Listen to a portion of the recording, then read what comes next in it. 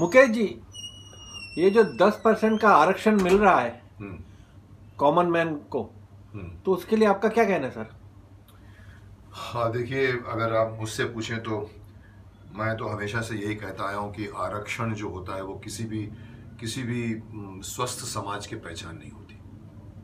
ये आरक्षण दे देना ओबीसी, ये दलित लोगों को, ये एससी एसटी, इससे कहीं ना कहीं ये बू आती है कि हम आपको आरक्षण दे रहे हैं, आप हमें वोट दीजिए। ये चला आ रहा है पिछले 25 नहीं 50 सालों से। इनफैक्ट अगर मैं आपको ये बताना चाहूँ कि अगर अंग्रेज़ों ने इस आरक्षण नीति को सबसे पहले लाया था, क्योंकि उनका मकसद था डिवाइड एंड रूल।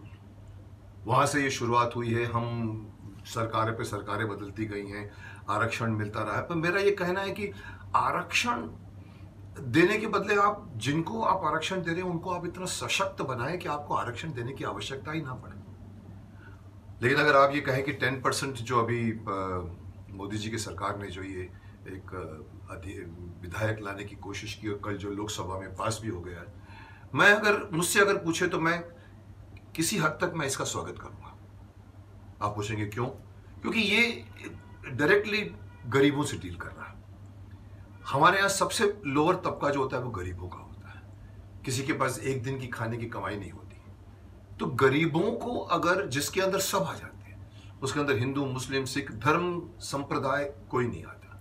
हर आदमी गरीब हो सकता है, हर आदमी अमीर हो सकता है। अगर आपने गरीबों के लिए कहा कि इतने गरीबी लोगों को हम आरक्षण देंगे, तो मैं कहूँगा कि गरीब वैसे भी एक अभिशाप होता है, गरीबी अभिशाप मानी जाती है।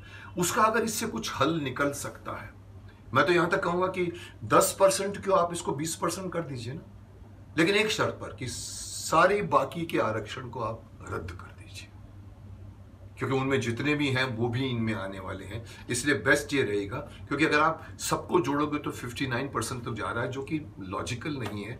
सुप्रीम कोर्ट भी शायद नहीं मानेगा उसको। Ultimately the best solution is कि आप इसको चलाइए, 10 से 20% कर दीजिए, और बाकी सारे जो आपके जो एससी कहते हैं, आप जिसे